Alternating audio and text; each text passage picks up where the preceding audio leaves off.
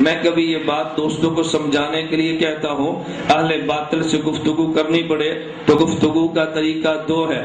ایک گفتگو کا طریقہ کیا ہے کہ باطل سوال کرے اور آپ جواب دے دیں، اور دوسرا طریقہ یہ ہے کہ باطل سوال کرے آپ سوال پر سوال کر دیں۔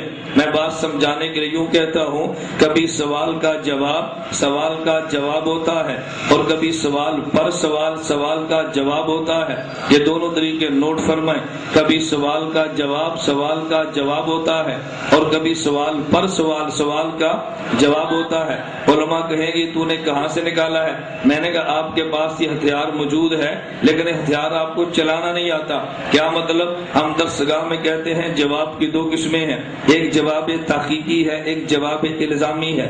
جواب تحقیقی کا معنی سوال کا جواب ہے، جواب الزامی کا معنی سوال پر سوال ہے۔ تو درسگاہ میں موجود تھا لیکن تجھے دلیل لگانا نہیں آئی۔ ایک دلائل ہے اور ایک دلائل کا استعمال ہے۔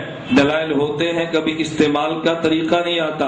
میں اس لیے طلباء علماء سے کہتا ہوں ہمیں خدمت کا موقع دو، اور جو دلائل آپ نے 8 سال پڑھے ہیں وہ دلائل چلانا ہم سے سیکھ لیں۔ آپ اندازہ فرمائیں گے حنفیت اور دیوبند کے پاس کتنے مضبوط دلائل موجود ہیں۔ تو کبھی سوال کا جواب ہوتا ہے، اور کبھی سوال پر سوال کا جواب ہوتا ہے۔ مجھے ایک منکر کہنے لگا کہ مولانا گمن صاحب آپ یہ بتائیں، ہم اگر سورت فاتحہ کو قرآن نہ مانے؟ میں نے کہا جی نہ مانے، ہم کون سا مجبور کرتے ہیں؟ مجھے کہنے لگا میں ایک سوال کروں جواب دیں گے؟ میں نے کہا جی آپ سوال کریں گے تو میں بھی سوال کروں گا، یہ تو نہیں کہ آپ سوال کریں گے میں ضرور جواب دوں گا۔ میں نے کہا آپ کریں سوال۔ کہتے جی فاتحہ قرآن ہے؟ میں نے کہا جی ہاں۔ اب سوال سمجھے؟ کہتے یہ بتائیں قرآن کے پارے کتنے ہیں؟ میں نے کہا 30۔ کہتے جی پہلا پارہ کہاں سے شروع ہے؟ میں نے کہا الف لام میم سے، دوسرا پارہ سیقول السفہاء سے، تیسرا پارہ تلک الرسل سے، آخری پارہ اما یتساءلون سے۔ اب دیکھو کو بندہ آپ سے سوال کرے قرآن کے پارے کتنے ہیں؟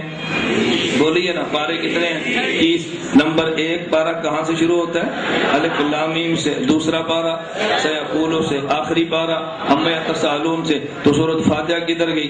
اگر یہ قرآن ہوتا تو کسی پارہ کس سے بھی تو شروع ہوتا نا۔ میں نے کہا جی پارے 30 ہیں۔ میں نے کہا جی ہاں۔ پہلا پارہ کہاں سے شروع؟ الف لام میم سے، آخری پارہ اما یتساءلون سے۔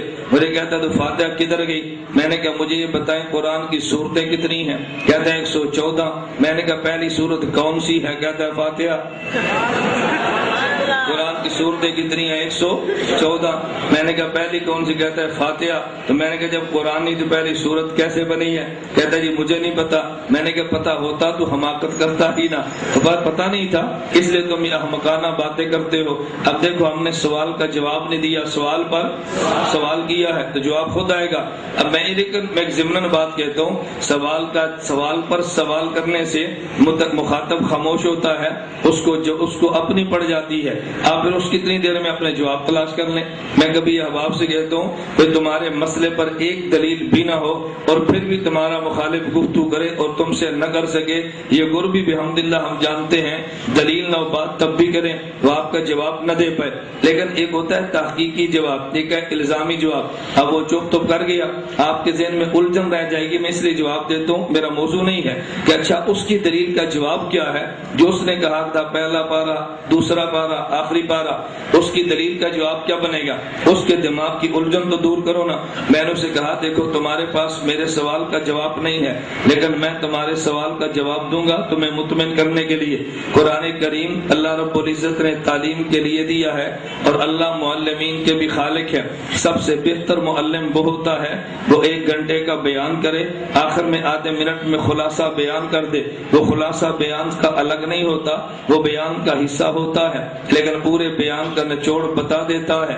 اللہ تعلیم اور معلمین کے خالق ہے۔ یہ طرز اللہ نے قرآن میں اختیار فرمایا ہے۔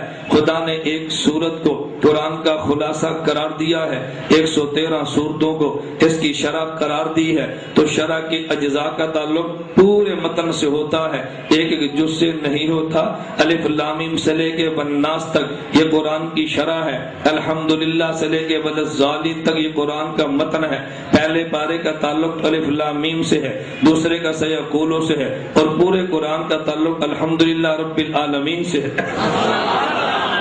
میں نے کہا ایک متن اور ایک شرح ہے. خیر میں سمجھا یہ رہا تھا اللہ میں بات سمجھنے کی توفیق عطا فرمائے. کبھی سوال کا جواب ہوتا ہے اور کبھی سوال پر سوال کا جواب ہوتا ہے. یہ اصول ذہن نشین